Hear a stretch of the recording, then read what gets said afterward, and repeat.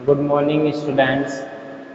हम टेंसर और प्रदिश के बारे में पढ़ रहे थे और प्रथम कोटि के प्रतिचर प्रदिश हम पढ़ चुके थे।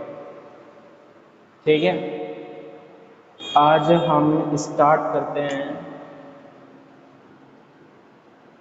द्वितीय कोटि का प्रतिचर प्रदिश। द्वितीय कोटि का प्रतिचर प्रदिश ये क्या होता है? यानी कि सेकेंड ऑर्डर कॉन्ट्रावेरिएंट टेंसर। इसमें जो ऐसे प्रदिश होते हैं, ऐसे प्रदिशों में सूचकांक जिसे हम बोलते हैं इंडिसेस, ऐसे प्रदिशों में सूचकांक दो होते हैं। ठीक है, ऐसे प्रदेशों में सूचकांक कितने होते हैं? दो होते हैं, और दोनों ही कौन सी अवस्था में होते हैं? सुपरस्क्रिप्ट में होते हैं, और दोनों ही सुपरस्क्रिप्ट में होते हैं।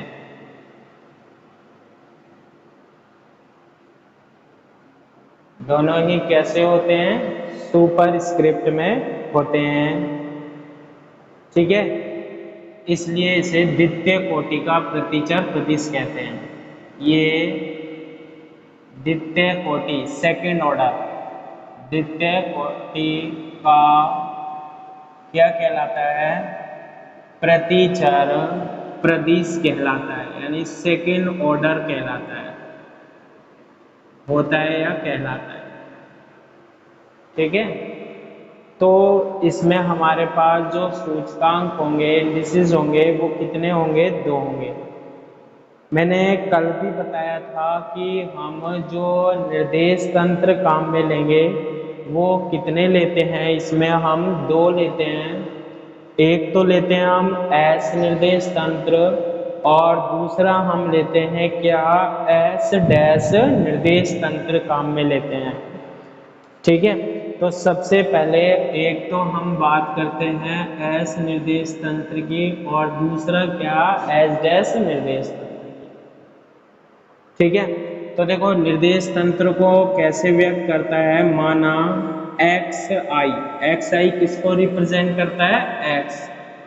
x1 x2 x3 मैंने आपको क्या बताया था? x y z को व्यक्त करता है त्रिविमीय में।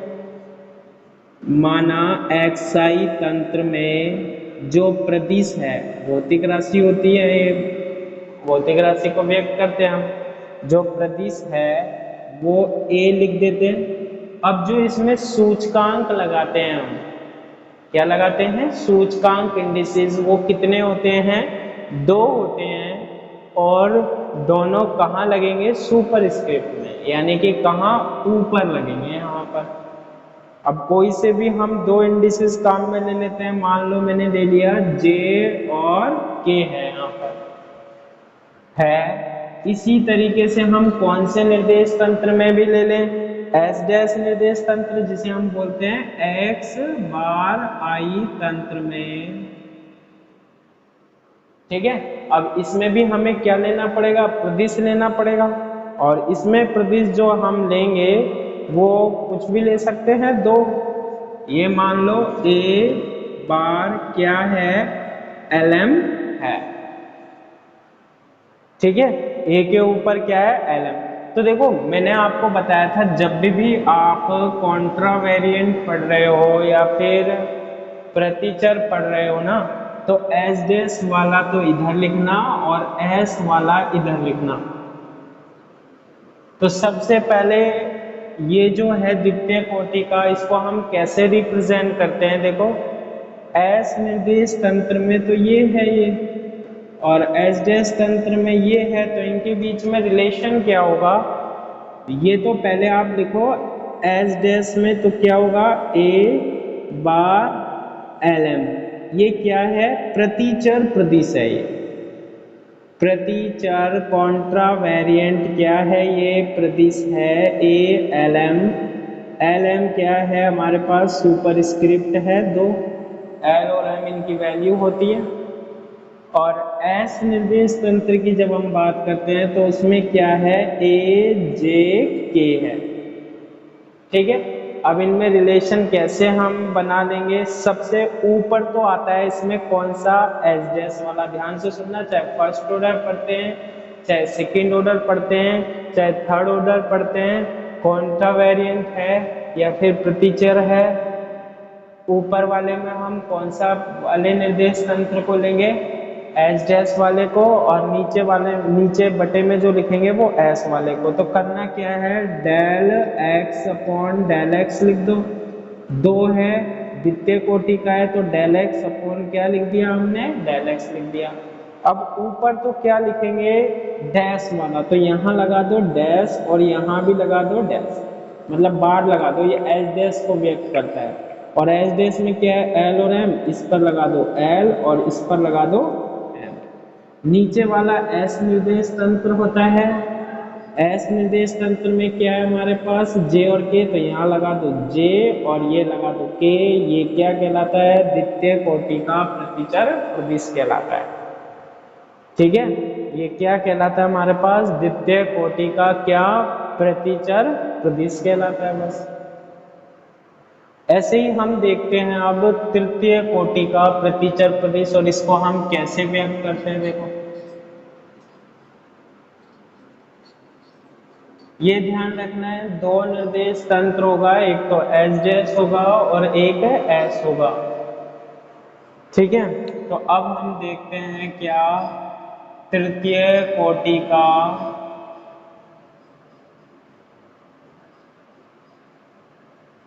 तृतीय कोटि का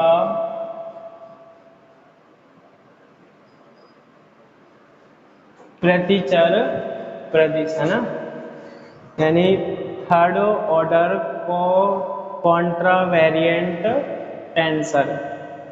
इसमें क्या होता है, देखो माना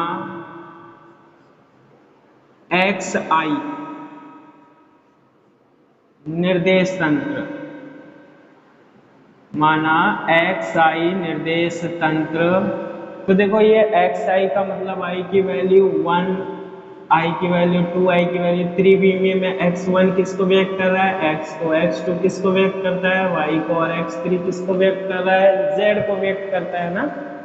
तो ये x y z ही बोल सकते हैं हम त्रिविमीय निर्देश तंत्र। बाकी आई की वैल्यू हमारे पास n हो सकती है, आई की वैल्यू कितनी भी हो सकती है। त्रिविमीय के लिए आई की वैल्यू कितनी होगी, 3 होगी। तो सबसे पहले हम एक्स आई निर्देश तंत्र में क्या मान लेते हैं, एक प्रदिश मान लेते हैं, क्योंकि तृतीय कोटि का मान रहे हैं। और प्रतिचर में हम क्या लगाते हैं, सुपर स्क्रिप्ट लगाते हैं। तो आप इसको क्या मान लो, ए प्रदिश है जिसके ऊपर क्या लगाओगे, एक जे हो गया, एक के हो गया और एक एल हो गया। ठीक है, फिर इसके बाद एक्स बार आई निर्देश तंत्र में कैसे लिखोगे, ए लिख दिया, ए के ऊपर क्या लगाना पड़ेगा, बार लगाना पड़ेगा। और इसमें भी हम कितने सबस्क्रिप्ट लगाएंगे, 3। कौन कौन से लगा देंगे, एम, एन और सिग्मा लगा देंगे। ठीक है, अब देखो इन दोनों के बीच में रिलेट कैसे करेंगे हम, तृतीय कोटि का, यानी देखो 1 2 3 आ रहे हैं, 1 2 3 आ रहे हैं। और प्रतिचर का मतलब क्लियर है, सुपर स्क्रिप्ट कहाँ लगता है हमारे पास, ऊपर लगता है। अब इनके बीच में हम कैसे बनाएंगे, तो सबसे पहले मैंने बताया था कि ये जो एस डैश या एक्स बार वाला जो होता है ना, इसको आप यहाँ लिख दो, ए बार और क्या, एम एन सिग्मा बराबर एस वाले को या एक्स आई निर्देश तंत्र को यहाँ लिख दो, ए जे के एल लिख दिया। ठीक है, अब अवकलन 3 बार लिखो, del x upon del x, del x upon del x और del x upon del x. इसके बाद आप क्या करो कि ऊपर तो क्या आएगा, बार वाले आएंगे, फिक्स है हमेशा एक्स बार आई निर्देश तंत्र होगा ऊपर, यहाँ एस आई बार वाला, यहाँ बिना बार वाला, यहाँ ऊपर बार वाला और नीचे बार वाला, किसमें, प्रतिचर में कॉन्ट्रावेरिएंस। और अब आप इसको लिख सकते हो, देखो बार वाले में क्या है, एम एन सिग्मा, इस पर लिख दो एम, इस पर लिख दो एन और इस पर लिख दो सिग्मा, एम एन सिग्मा की वैल्यूज होंगी हमारे पास। और नीचे वाले में क्या है, जे के एल, तो यहाँ लिख दो जे, यहाँ लिख दो के और यहाँ लिख दो क्या, एल। तो क्या आ जाएगा हमारे पास, जे के और एल आ जाएगा। ठीक है, तो ये हमारे पास क्या हो गया, हमारे पास तृतीय कोटि का क्या है, प्रतिचर प्रदिश है। तो ये तो हमने किसके बारे में पढ़ लिया, प्रतिचर के बारे में।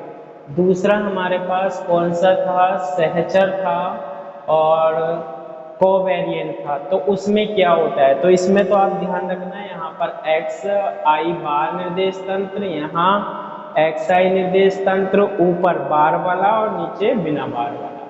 ठीक है, तो देखो उसको कैसे समझाते हो।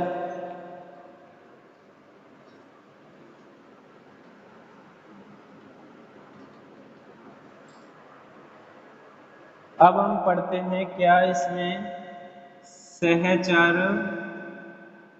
प्रदिश। सहचर प्रदिश यानी कि क्या,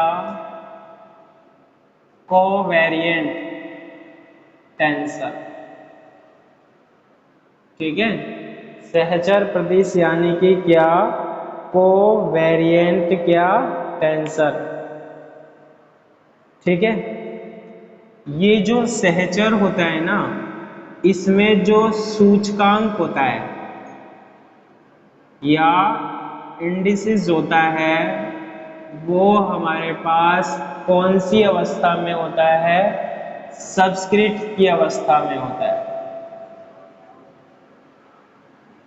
कौन सी अवस्था में होता है, सबस्क्रिप्ट में। जैसे मैंने आपको पहले भी बताया था, जैसे ए प्रदिश है और यदि इसमें भी हम किसकी बात करते हैं, सहचर प्रदिश की बात करते हैं, तो आप कहाँ लगाओगे, नीचे लगाओगे, सबस्क्रिप्ट लगता है इसमें इंडिसेस। और जबकि उसमें क्या लगता था, सुपर स्क्रिप्ट लगता था, ऊपर लगता था। क्लियर है, ये हमारे पास क्या होता है, कोवेरिएंट होता है।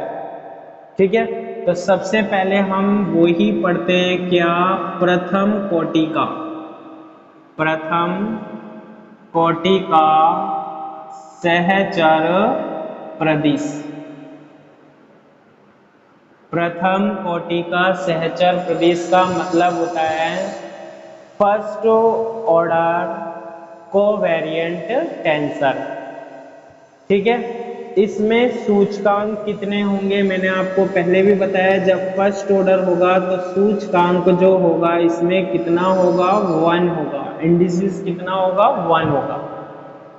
ठीक है, तो इसको हम कैसे व्यक्त कर सकते हैं, देखो वही दो निर्देश तंत्र में लिखेंगे।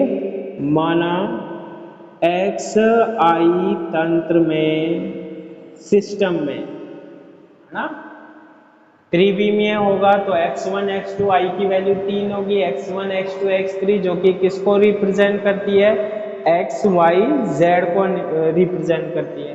तंत्र में प्रदिश बताओ क्या होगा, a होगा हमारे पास। कितना होगा, a होगा। तो अब आप क्या करोगे, इसमें जब a होगा तो अब ऊपर नहीं लगाओगे, अब कहाँ लगेगा, इसमें नीचे सबस्क्रिप्ट लगता है इसमें, a जो है। ऐसे ही x बार आई तंत्र की बात करते हैं हम, तो उसमें प्रदिश क्या होगा बताओ, इसमें भी होगा, a लेंगे और a के कहाँ लगाएंगे, हम नीचे लगाएंगे। ये हमने a के कहाँ लगा दिया, नीचे लगा दिया।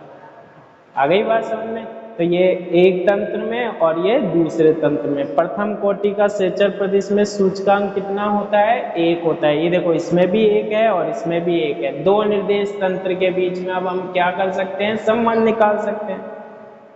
ठीक है, तो संबंध निकालने का वही तरीका है जो हमने पहले पढ़ा था। देखो सबसे पहले तो बराबर से पहले लिखो एक्साई तंत्र का प्रदेश क्या है, ए के है, लिख दिया ए के एक्साई निर्देश तंत्र का प्रदेश है। और इस पर हम क्या लगाते हैं, बार लगाते हैं हमेशा ना। तो ये क्या आ जाएगा हमारे पास, ए बार के है। फिर हम एक्साई तंत्र का प्रदेश लिखते हैं तो यहाँ पर क्या होता है हमारे पास, ए जे होता है। वही है, पहले भी हमने यहाँ पर बार वाला लिखा था प्रदेश और यहाँ पर क्या लिखा था, बिना बार वाला प्रदेश लिखा था। ठीक है, अब आपको करना क्या है कि कितने अवकलन होंगे यहाँ पर, आंशिक अवकलन एक del x upon del x. जब हम प्रतिचर पढ़ रहे थे ना तो ऊपर बार वाला लिखा था, अब उल्टा कर देना है बस यहाँ पर, अब नीचे क्या आएगा, बार वाला। यही डिफरेंस होता है बस, इसमें रिलेट करते हैं जब हम दोनों निर्देश तंत्र को, नीचे आता है बार वाला। बाकी अब इसमें क्या है, ये जे लगा दो तो ऊपर तो क्या आ जाएगा हमारे पास, जे आ जाएगा, और नीचे क्या आ जाएगा हमारे पास, के आ जाएगा। ये इन दोनों के बीच में क्या बन जाता है हमारे पास, फॉर्मूला बन जाता है। ये क्या कहलाता है हमारे पास, प्रथम कोटि का सहचर प्रदेश। ऐसे ही हम क्या देखते हैं, देखो सेकेंड द्वितीय कोटि का, यानी सेकेंड ऑर्डर का द्वितीय कोटि का सहचर प्रदेश, यानी सेकेंड ऑर्डर कोवेरिएंट प्रदेश। ठीक है, इसमें हमारे पास सूचकांक या इंडिसेस कितने होते हैं, दो होते हैं। कितने होते हैं हमारे पास, दो होते हैं। अब देखो इसमें क्या लिखेंगे, माना वही एक्स आई तंत्र में प्रदेश क्या लिख देंगे हम, ए, अभी नीचे सबस्क्रिप्ट में लिखना है जे के, और एक्स बार आई तंत्र में क्या प्रदेश क्या लिखेंगे, ए, और नीचे एल एम, लेकिन ये क्या लिखते हैं हम, बार वाला लिखते हैं। अब इन दोनों के बीच में आप संबंध बना सकते हो, कैसे बनाओगे इन दोनों के बीच में संबंध, पहले आप लिखोगे एक्स बार वाला यहाँ बराबर से पहले एल एम, फिर बराबर के बाद कितना लिखोगे, ए जे के, सबस्क्रिप्ट में लिखना है, ध्यान रखना जब भी सहचर आ जाए तो सबस्क्रिप्ट में लिखना है। और कितने हैं, दो हैं तो दो लिख दो, del x upon del x और del x upon del x. बार वाला इनमें कहाँ होता है, नीचे, तो यहाँ बार और यहाँ बार। अब इनकी लगा दो, ये एल है यहाँ पर एल और ऊपर यहाँ एम, और इसमें ये जे है और ये क्या है हमारे पास, के है। ठीक है, तो ये हमारे पास क्या कहलाता है, सेकेंड ऑर्डर का, क्या सेकेंड ऑर्डर या द्वितीय कोटि का क्या कहलाता है, सहचर प्रदेश कहलाता है। ऐसे ही हमारे पास कौन सा आता है, थर्ड ऑर्डर का, कौन सा आता है, थर्ड ऑर्डर का आता है। देखो तीसरा कौन सा आता है, तृतीय कोटि का, तृतीय कोटि का सहचर प्रदेश, यानी थर्ड ऑर्डर कोवेरिएंट टेंसर। इसमें हमारे पास जो सूचकांक होंगे, ठीक है, या इंडिसेस जो होंगे वो कितने होंगे हमारे पास, 3 होंगे। कितने होंगे, 3 होंगे, और तीनों के तीनों कहाँ होंगे, सबस्क्रिप्ट में होंगे। ये ध्यान रखना है, जब भी सहचर आ जाए तो किसमें होंगे, सबस्क्रिप्ट में होंगे, है ना। और फिर वही हम मानेंगे क्या, माना एक्स आई तंत्र में, ठीक है, एक्स आई तंत्र में प्रदेश ए जो है, अब इसके कितने लगेंगे हमारे पास, 3 लगेंगे। ठीक है, सबस्क्रिप्ट में लगाएंगे, एक तो हो जाएगा जे, एक हो जाएगा के, एक हो जाएगा क्या, एल, और x बार आई तंत्र में अगर हम बात करें, सिस्टम में बात करें हम किसकी, प्रदिश की, तो हमारे पास क्या होगा, a l, ठीक है, j के l ले लिया तो इसको हम यहाँ पर ले लेंगे m n सिग्मा ले लेंगे अलग अलग, ठीक है। तो अब हम लिख सकते हैं इसमें क्या और लगाते हैं, हम बार लगाते हैं। तो अब इसको हम कैसे शो कर सकते हैं, पहले बार वाला लिख लो, a bar m n sigma is equal to बिना बार वाला यानी a j k l, ठीक है। बस इसमें ध्यान रखना प्रतिचर में तो सुपरस्क्रिप्ट होता है, सहचर में क्या होता है, सबस्क्रिप्ट होता है। इसमें 3 लिख दो, आंशिक अवकलन फर्स्ट, दूसरा सेकेंड और तीसरा ये, क्योंकि ये क्या है, थर्ड ऑर्डर है। बार वाला कहाँ आएगा, नीचे आएगा, ठीक है, बार वाला कहाँ आएगा, नीचे आएगा। अब आप इसमें देख लो बिना बार वाले में कौन सा है, जे के एल, इसकी पावर जे, इसकी पावर के और इसकी पावर एल लगा देंगे, है ना। और इसकी पावर क्या होगी, m होगी, इसकी पावर n होगी, इसकी पावर क्या होगी, सिग्मा होगी। तो ये क्या कहलाता है हमारे पास, थर्ड ऑर्डर का, ठीक है, थर्ड ऑर्डर का क्या कहलाता है, कोवेरिएंट टेंसर कहलाता है, यानी तृतीय कोटि का क्या कहलाता है, सहचर प्रदिश कहलाता है, ठीक है। इसमें हम यहाँ पर, ये तो हमने किसके लिए पढ़ा था, त्रिविमीय की बात करते थे। यदि हमारे पास n विमीय हो, ठीक है, यदि हमारे पास क्या हो, n विमीय हो, तो घटकों की संख्या कैसे निकलती है, n की पावर p से। जो घटक निकलेंगे ना इनके घटक निकलेंगे, j के l के मान होंगे ना, उनमें कितने निकलेंगे हमारे पास, n विमीय हो। यदि तंत्र कौन से विमीय हो, n विमीय हो। यदि तंत्र कौन से विमीय हो, n विमीय हो, और कोटि कौन सी हो, p हो, प्रथम कोटि, द्वितीय कोटि, तृतीय कोटि, है ना। तो जो प्रदिश के घटक होंगे ना, इसके कितने घटक होंगे, प्रदिश के घटक, उसकी संख्या हम n की पावर p से देते हैं,